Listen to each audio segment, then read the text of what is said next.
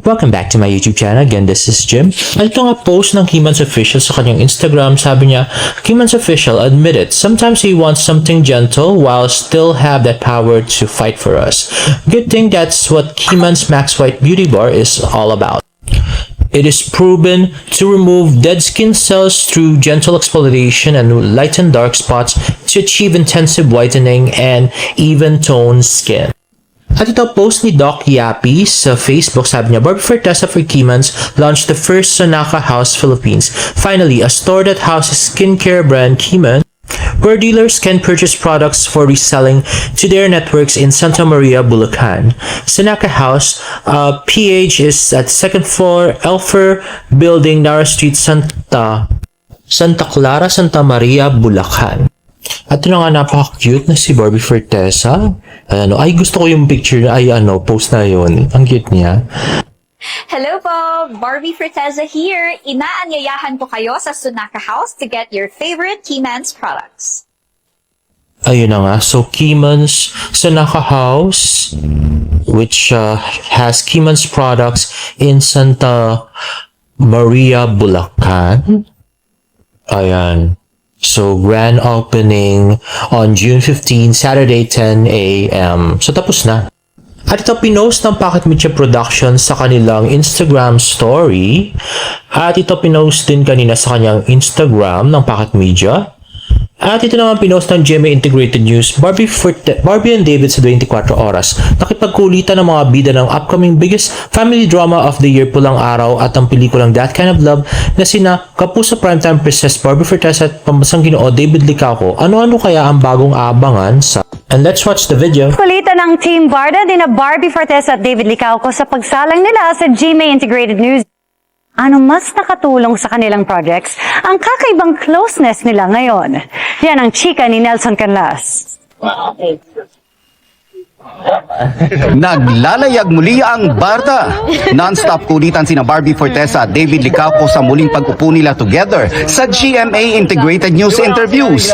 Ibang-iba na raw ang closeness nila mula ng unang beses silang nagkatrabaho. Prangkahan daw ang dalawa sa mga personal talks nila. Ano yung sinabi mo sa akin dati? Ang ganda na lang ngipin mo ngayon, ibang-iba ng Heartful Cafe. Ang ganda na lang ngipin mo ngayon, grabe ng Heartful Cafe. Wala akong sinabing grabe ng Heartful Cafe. Sabi ko ba? Sinabi mo, ibang-iba ng Heartful Cafe, sabi niya. Pero ano niya yun? Ganun lang talaga siya. Yun, ganun siya makipag-usap sa akin. So, ibig sabihin, like ka nakatingin sa lips ko kasi napapansin mo yung ngipin ko. Yeah. Wait, yun ba yung pinakamagandang part ni Barbie? Ngayon, kasi nung Heartful Cafe, hindi pa, no? Joke.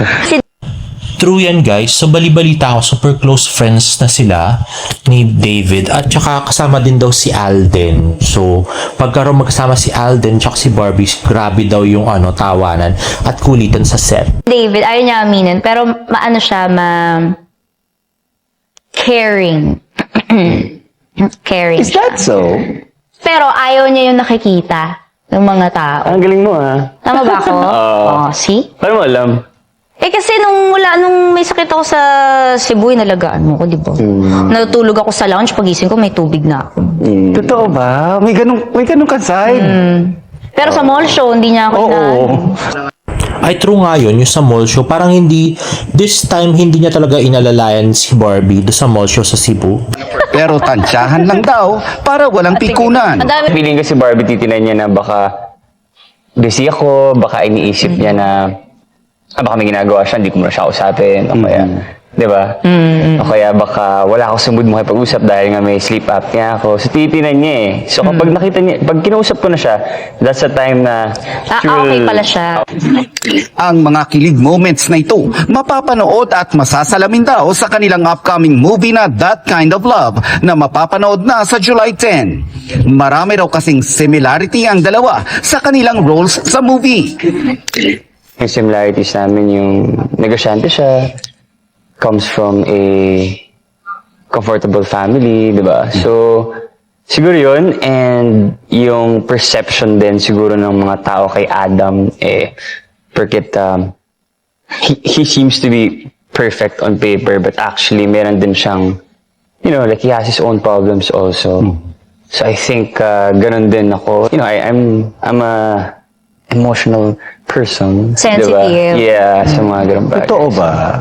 Oo, I easily cry. Alam mo ba to, Barbie? Na sensitive si... Sensitive siya?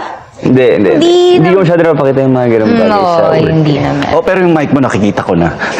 Bukod sa kanilang movie, naghahanda na rin ang Barda sa nalalapit na pagpapalabas ng Pulang Araw. Ang kanilang pagiging open sa isa't isa, nagagamit daw nila sa mga matitinding eksena sa upcoming historical drama series. In terms of yung mga eksena na hindi kami komportable gawin, ganyan. Pero like, kunyari, pag yung mga kissing scene, ganyan, talagang pinag-uusapan namin para alam namin yung mangyayari sa eksena. Kissing scene? Di nga. Well, alam nyo naman guys na matagal ko nang nilalakad yung kissing scene na yan, no? Pero, sana naman, totoo na at hindi na tayo mahopya. Kasi, ang laking promotion, yung maging first kissing scene ni Barbie tsaka ni David. Usapan namin kung ano yung okay lang ba na gawin ko to. Ay, hindi, pinag-uusapan pala natin siya after. Like, di ba sa plane, pinag-uusapan natin. Pero nagawa na natin, hindi tayo sa set talaga nag-uusap. Pero yesterday, di ba, I asked you if, "Oy, okay lang ba?" If, Ganun. Basta yun.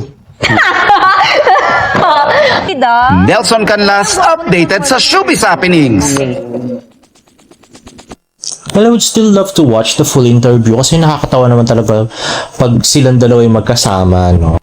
At text naman ay post ni Barbie Fortesa sa kanyang Instagram story. Yung post ni Genre, sabi, kicking off the press tour for That Kind of Love in an exclusive 24 Oras interview, Barbie Fortesa exudes leading lady vibes in a romantic feathered frock by Debbie Co. Ayun nga, napaka-pretty si Barbie Fortesa in her dress. Ayun. So, napaka-pretty, napaka-sexy niya sa personal. Ito naman, post ni John Navarro. Sabi niya, sa pinakamabait kong alaga, happy birthday. I know late post, better late than, late pa din. Love you, David Licalco. Thank you po, ma'am. Sabi naman ni David. At ito post ni Ivan Vords. Sabi niya, Barda visits GMA Integrated News. Ayan na, picture of Barbie and David taking pictures at the GMA Integrated Newsroom. Ayan, si Barbie. How pretty.